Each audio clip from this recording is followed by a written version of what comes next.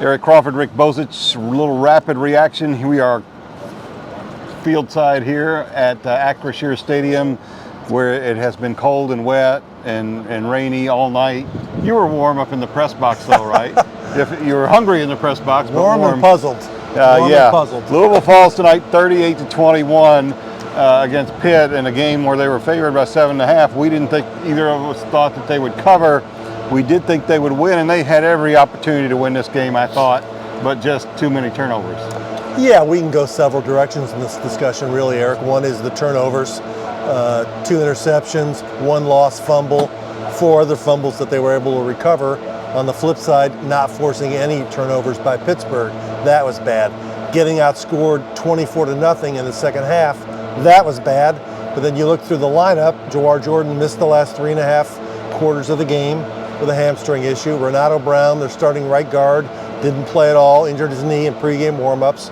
Jarvis Brownlee, one of their best cornerbacks, missed the entire second half for injuries. And Jamari Thrash played with a sore hand, but he played through it. 9 catches for 120 yards with a great big brace on his right wrist. He deserves credit, and a lot of those were big catches too. In fact, he had even the passes. And before the game, we talked on our pregame show who need to be the players to watch. You talked about the Louisville defensive line needing to get pressure on a first-time starter quarterback. They didn't necessarily, and I talked about Jack Plummer needing to elevate his game, and he didn't. He threw for better than 330 yards, but he fumbled once when Louisville was marching in to score. He threw a pick 6 when they were marching in to score.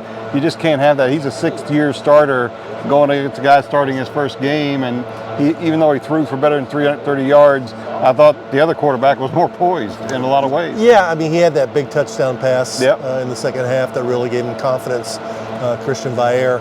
I'll give Plummer a little bit of slack in the 1 interception for the touchdown.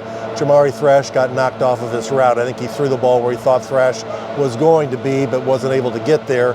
The other interception went through Callaway's hands, not really on the quarterback either, but the fumble on the sack was a bad play. But, you know, he was honest after the game. Jeff Brom had talked, we had written, everybody had discussed. After a big win against Notre Dame, you have to forget about it and move on. And Pitt was a desperate team. They'd lost 4 in a row, made a quarterback change. This was really their season. And Pitt played with more of the desperation, and Louisville really never did lock in and get focused. And a puzzling play call to me at the start of the second half. 4th and less than a yard, inside their own 35-yard line. Louisville went for it, didn't get it. Pitt gets a field goal. It's a lot. You can make a long list of things. I kind of was surprised he went for the field goal when they got, had a 4th and short and went for a field goal down 10. At that point, I'm like, you might as well go for 2 touchdowns. You need to strike here, but they weren't able to. And even Plummer had a great pass. I thought should have been a touchdown to Jamari Thrash over the middle, and he led him just a little bit too far, and Thrash slipped and fell down. Momentum, It was just one of those kind of nights for Louisville, and I think the big thing too was Pitt having the extra week to get ready.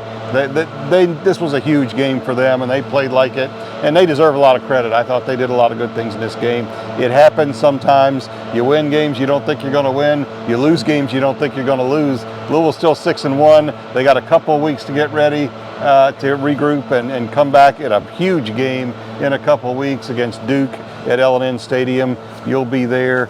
I'm going to clear out because they got real TV to do right here in these seats. Rick's getting ready to be on live television, so I got to get out of here. We're going to do more of this. You're going to see a lot of WDRB.com and on the news.